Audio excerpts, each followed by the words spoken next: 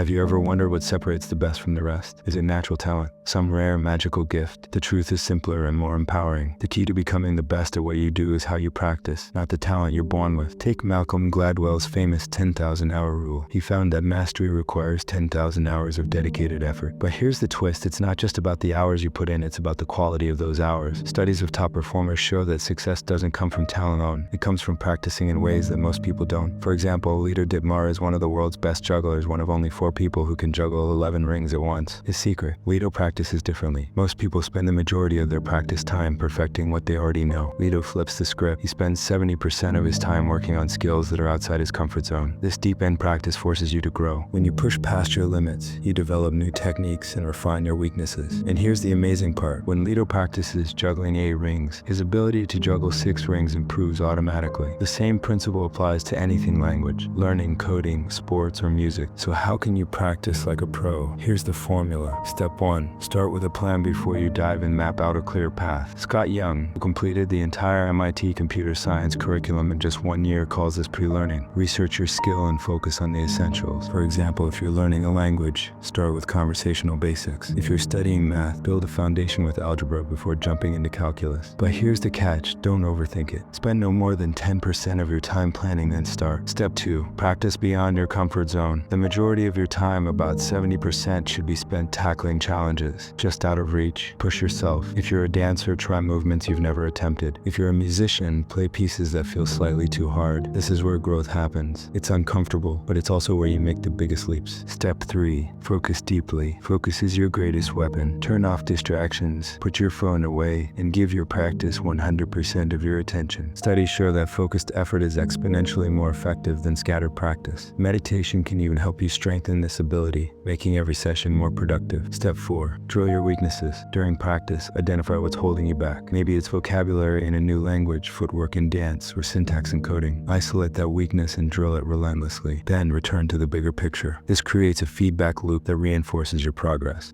Step 5. Reframe failure as growth. Failure isn't the opposite of success, it's a stepping stone. David Goggins, a world-class endurance athlete, says we're held back by self-limiting beliefs. To break free, you have to change your mindset. Instead of avoiding discomfort, embrace it. When you challenge yourself and fail, you're not losing your learning. And here's the magic: when you return to familiar tasks, they'll feel easier. Pushing your limits doesn't just improve your advanced skills, it enhances your basics too. The path to mastery. Here's the truth: the naturals we admire aren't born that way. They're the ones who show up, push their boundaries, and keep going when others quit. Success isn't a straight line. It's full of setbacks, challenges, and moments of doubt. But if you commit to deep, focused practice, you'll rise above the rest. So are you ready to dive into the deep end? Push past what you thought was possible, embrace the discomfort, and watch as you transform into the best version of yourself.